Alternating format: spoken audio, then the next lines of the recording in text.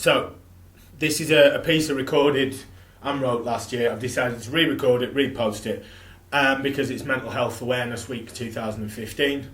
And I think anything that starts discussion about mental health services, is a good thing, particularly in the wake of that shower of bastards get elected in the UK last week. It makes me shudder to think what they're trying to do, or what they're going to try and do, to mental health services as well as every other type of public service, if they can get away with it. So, it goes like this. Something clicked in the back of my head. A switch got flicked and logic got ditched. The descent began, and it would throw me into a world where I could never be a winner. I would look in the mirror, but it just wasn't me looking back. So, donning rose-tinted specs, I would delve into the past and grasp something behind me, something which in that moment had defined me, and I would use it to gouge my eyes out to the present and the future on what they could hold. No matter how often people said it'll be better next time, I just couldn't be told, and every line I was thrown, every bit of help I was offered, I would scoff at. I hid behind benders and dry quips when all I really wanted to do was cry and submit. Now, it takes a lot of strength and even more support to fight back, but it means the world to you when you get your old self back.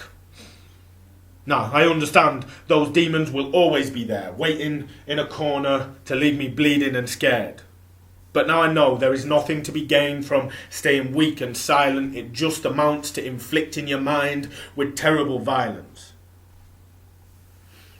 I mean, in a point in history where we are so liberated, mental health is still a taboo. Millions are berated because of their condition or left wondering what to do, and many of them don't even realise their problem exists. Do you know what the worst thing you can say to a depressive is? Smile, it might never happen, kid. Kind words on the surface, but seriously think on. And instead of imperative cheeriness, a simple question. What's wrong? Do you want to talk?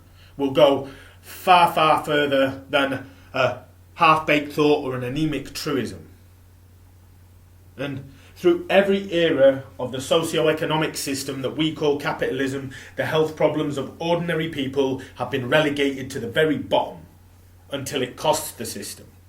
For example, bad eyesight wasn't tackled until we were sent into the factories, and dyslexics were called stupid until we relied on information technology. And it's only now that life is beginning to move at such a mind-blowing speed that we're even beginning to start taking anxiety and depression seriously.